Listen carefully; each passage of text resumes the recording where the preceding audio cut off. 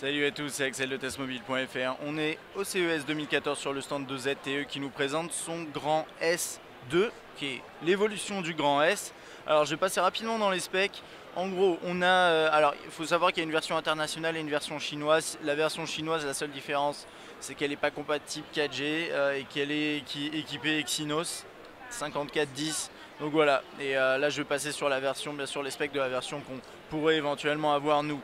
Donc c'est un terminal qui est compatible LTE, qui est équipé d'un Snapdragon 800, donc quad-core 2,3 GHz, Android 4.3. On a un écran 5.5 pouces, 1920 par 1080. Ça c'est pas mal, on a une grosse résolution. On a un appareil photo 13 mégapixels avec un flash, juste ici. Là la version bleue, voilà, je vais essayer de vous montrer bien. On a plusieurs versions de couleurs, hein, un peu funky, donc là j'ai bleu, il y a une rose à côté. Je vous montrerai aussi la version chinoise, elle est un petit peu différente, rapidement. Une batterie de 3000 mAh, 16 Go au niveau de la mémoire interne et 2 Go de DDR3 au niveau de la RAM. Il pèse 150 grammes, on ne sait pas encore quand est-ce qu'il sera dispo et on ne connaît pas encore le prix. Donc comme ça c'est réglé. Juste pour info, ça c'est la version chinoise, elle a un petit design comme ça et la version internationale elle est comme ça, voilà. Alors, qu'est-ce qu'on a sur cette petite bête? Donc un grand écran comme je vous disais au début, je vais essayer d'utiliser les reflets pour vous montrer, la caméra frontale juste ici, quelques capteurs, les touches intégrées là qu'on voit pas très bien, mais vous inquiétez pas, vous devriez les voir un peu après, quand j'accéderai à... ça marche comment déjà? Long press, voilà c'est ça. Et là on a les touches classiques que vous voyez pas très bien, mais retour, accueil et menu. En dessous, on a le micro USB. Désolé hein, pour les reflets, c'est pas évident. En plus, il brille. Alors là, c'est vraiment tout est en plastique, mais ça brille parce que c'est du chrome. Là, on a la touche on/off, verrouiller, déverrouiller, le bouton de volume, jack. Rien sur la tranche gauche. J'ai pas l'impression qu'on ait la possibilité de mettre une micro SD. Et ici, la coque arrière. Alors dans les faits, il fait un petit peu plus vert bleu, un peu plus fluo que ce que vous voyez là à la caméra, mais bon, c'est très proche, avec l'appareil photo, le haut-parleur et le flash LED. Il rend assez bien, il a un design très classique, hein. Honnêtement il n'y a pas grand chose à dire là-dessus. Alors dans l'interface on a plusieurs nouveautés et je vais passer juste sur les principales, hein. Donc on a une nouvelle surcouche, c'est la version évoluée de celle qu'on avait avant avec du flat design, toujours hop. Voilà, ce côté est vachement épuré, personnellement que j'aime beaucoup chez beaucoup de constructeurs chinois finalement qui s'éclatent là-dessus. Il y a une application qui s'appelle Mi.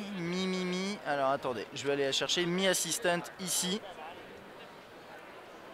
Ouais, bon, je vais zoomer un petit coup. Mi Assistant qui est une application un petit peu comme on la trouve chez Huawei. Ils proposent tous un petit peu les mêmes trucs chez les Chinois. C'est d'ailleurs étrange que on n'ait pas ce genre de choses aussi chez les constructeurs qu'on trouve un peu plus chez nous. Je pense à Samsung, LG, etc. Mais en gros là on a une application qui vous permet de gérer, c'est un assistant qui vous permet de gérer les permissions, les blacklists si vous voulez pas vous faire harceler. On a un système qui permet d'accélérer les performances du terminal. On a un système antivirus. On peut créer une zone privée sur le terminal. Voilà ici. On a la gestion des applications installées. Voilà ici. Après je pense qu'on peut par exemple les désinstaller rapidement. Ce genre de truc. Alors ça c'est un peu plus classique. On a une gestion du power, de tout ce qui est batterie, pour savoir un peu qu'est-ce qui consomme pas. Tout est regroupé en un, c'est ça qui est plutôt sympa et on a un peu plus d'options. On peut gérer les modes d'autonomie ici. Je vais appuyer sur le S après, mais normalement ça marche pas bien, mais c'est un système de multi-view, un peu comme sur le Note 2, enfin sur les notes, etc. Hop, ça c'est quoi? Data use, voilà, pour surveiller votre usage data. Software Manager, vous pouvez checker tout ça, ça va checker toutes les applications qui sont installées, qui sont en cours, etc. Et on peut accélérer comment ça marche, je vais regarder. Là il est en train de nettoyer les trucs, il vient de fermer toutes les applications qui étaient en cours. Bon voilà, ce genre de choses.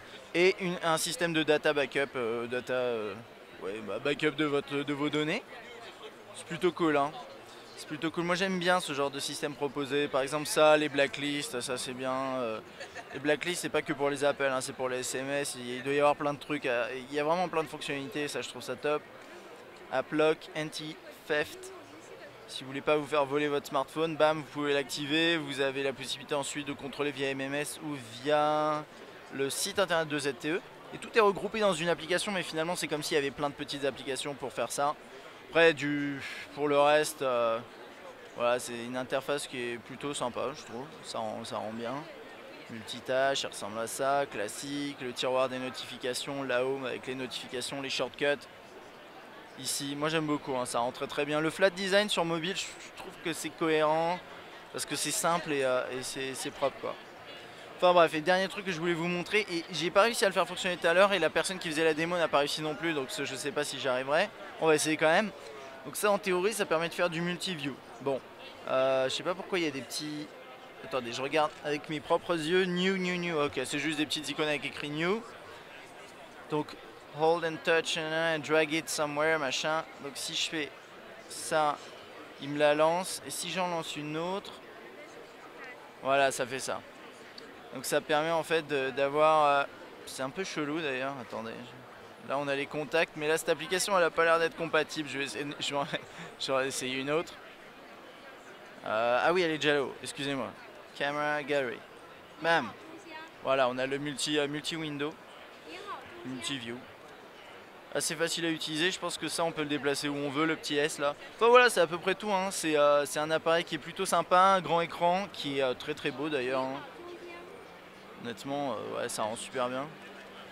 Donc voilà, ça c'était pour ma petite prise en main du grand S2 de ZTE au CES 2014. Si vous avez des questions, n'hésitez pas. À bientôt.